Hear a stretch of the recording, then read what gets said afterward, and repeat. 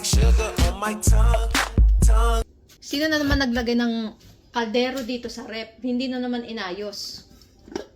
Diba sabi ko i-transfer nyo muna sa Tupperware bago nyo ilagay sa rep? Tignan nyo oh. Ayan oh, tignan nyo nga naman. Hindi na makapag ano eh. Antigas na nung kanin. Nanigas na lang yung kanin.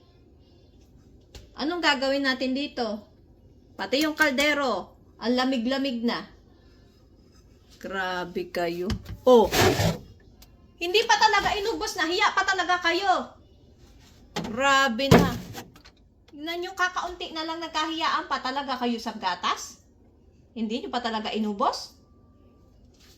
Wala talaga hanggat hindi talaga mag-check ng rep talaga eh, no? Kung di pa ako mag-sugar in the tank, hindi ko pa makita.